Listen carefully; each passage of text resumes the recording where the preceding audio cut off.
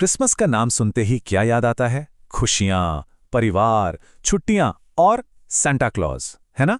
एक ऐसा नाम जो बच्चों के चेहरे पर फौरन मुस्कान ले आता है। हम सब जानते हैं कि सेंटा कौन है। एक प्यारे से दानी बुजुर्ग जो बच्चों के लिए ढेर सारे तोहफे लाते हैं, उनकी जिंदगी में खुशियां भर देते हैं। वो एक तरह से उम्मीद और अच्छाई का सिंबल है। लेकिन जरा एक पल के लिए सोचिए, क्या हो अगर वही खुशी देने वाला सैंटा किसी की सबसे बड़ी दहशत बन जाए। जो तोहफे लाता है वो मौत बांटने लगे। मतलब ये ख्याल ही कितना डरावना है ना? तो आज हम इसी आइडिया को थोड़ा और कुरेदेंगे।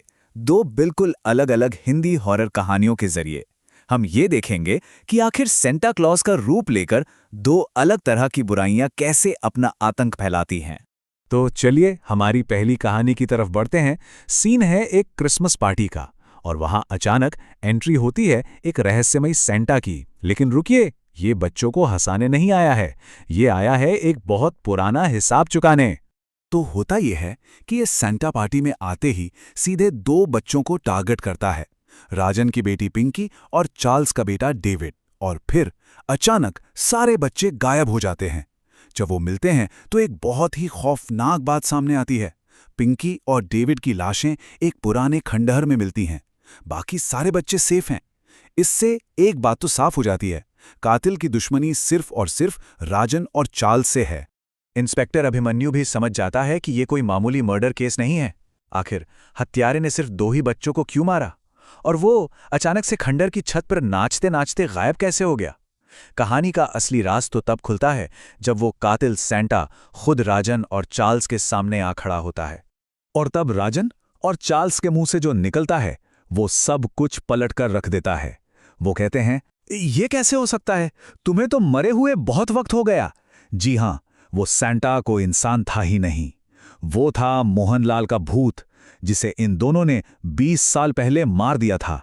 वो लौटा है अपना बदला लेने, और इस बार वो किसी को नहीं बख्शने वाला। चलिए अब आते हैं हमारी दूसरी कहानी पर। और यकीन मानिए, ये सेंटा पहले वाले भूत से जमीन आसमान का फर्क रखता है। ये एम्बोली नाम के गांव में आतंक मचा रहा है, और इसका मकसद बदला लेना नहीं है। इसका मकसद है सिर्फ और सिर्फ तबाही।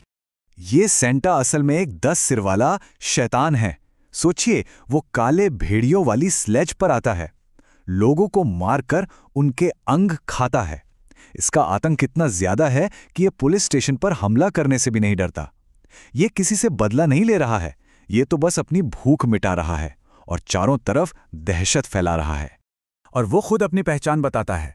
वो कहता है, मैं इंसान नहीं हूं, मैं बार्सिलोना के कब्रिस्तान से आया एक शैतान हूं। ये शब्द सबको साफ कर देते हैं। ये एक ऐसी बुराई है जिसका कोई पर्सनल मोटिव नहीं है। ये सिर्फ केओस, अराजकता का सिंबल है। पहली कहानी वाले भूत से बिल्कुल उल्टा, जिसका मकसद कम से कम हम समझ तो सकते थे। तो इस शैतानी ताकत से लड़ेगा कौन? पूरा गांव एक साथ आता है। गांव के फादर उनकी अगुवाई करते हैं, और वो अपनी आस्था को, अपने विश्वास को हथियार बनाते हैं। जो क्रॉस होते हैं, उनकी दिव्य रोशनी ही इस शैतान की सबसे बड़ी कमजोरी निकलती है। और आखिर में पूरे गांव के कलेक्टिव फेथ की ताकत उस शैतान को खत्म कर देती है। तो हमने दो बिल्कुल अलग तरह के डरावने सेंटा देखे।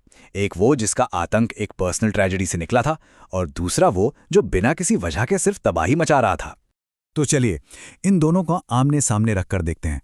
पहला सेंटा कौन था? मोहनलाल की आत्मा। उसका मकसद क्या था? पर्सनल रिवेंज, बदला। और उसके शिकार कौन थे? सिर्फ वो लोग जिन्होंने उसे मारा था और उनके परिवार। मतलब सब कुछ टारगेटेड था। अब दूसरी तरफ है 10 सिर वाला शैतान। ये कौन है? कोई अलौकिक शक्ति। इसका मकसद कोई पर्सनल मोटिव नहीं, बस भूख और तबाही। और इसीलिए वो पूरे गांव पर हमला करता है बिना किसी भेदभाव के। एक की बुराई भले ही भयानक थी, पर उसके पीछे एक वजह थी। दूसरे की बुराई, उसका तो कोई सिर पैर ही नहीं था, एकदम बेमतलब। तो आखिर में हम उसी सवाल पर वापस आते हैं जहां से हमने शुरू किया था। आखिर ऐसा है क्या कि सेंटा क्लॉज जैसे एक प्यारे से किरदार को एक मॉन्स्टर बनते देखना हमें इतना डरा देता है?